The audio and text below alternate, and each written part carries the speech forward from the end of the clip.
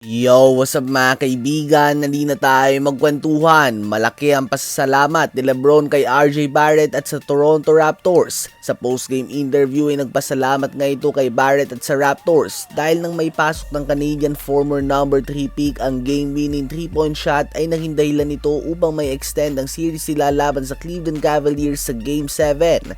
At dahil naman dito ay na-extend din nga ang pahinga ng Los Angeles Lakers dahil nga sa game winner ni RJ Barrett. Ang Game 1 na mag-uumpisa na dapat bukas para sa Los Angeles Lakers ay natulak pa at mag-uumpisa na ito sa Miyerkules. At napakalaking bagay nga nito para sa Los Angeles Lakers na hinihintay pa ang pagbabalik ni Luka Doncic na ayon sa mga balita ay hanggang ngayon ay hindi pa nakakapagsimula na tumakbo.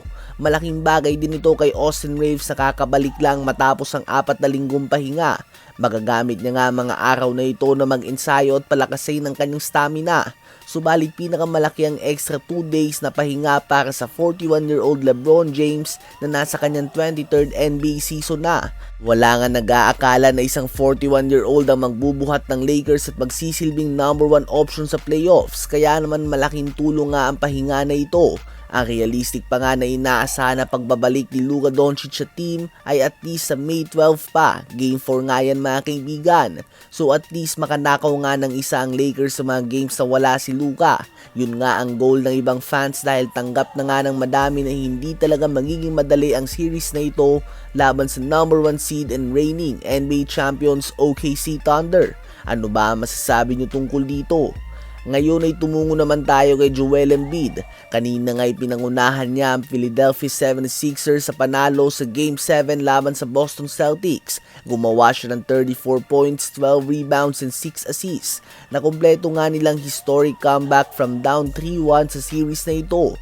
Ganun pa man nawala na nga ang duda ng mga fans kay Embiid dahil talagang pinakita nito ang kanyang puso. Kahit na ilang beses siyang bumagsak at tinamaan ng tuhod, pinagpatuloy lang nga ni Embiid ang kanyang laban at kahit ika-ika na ito ay hindi siya huminto hanggat hindi nasisigurado ang panalo para sa Sixers.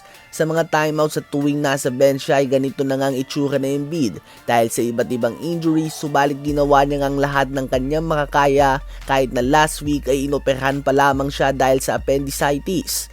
Nagawa pa din nga ni Embiid na mag-average ng 28 points, 9 rebounds and 6 assists per game sa 4 na laro niya ngayong first round ng playoffs. Ngayon nga matapos sa pagbagsakin ng number 2 seed Boston Celtics ay makakaharap naman nila ang number 3 seed New York Knicks. Panibagong matchup nga ito para sa Sixers. Makakabangga niya dito ang matagal na niyang nakaka-matchup, ang former number 1 pick Karl Anthony Towns. Matinding big man matchup nga ito mga kaibigan.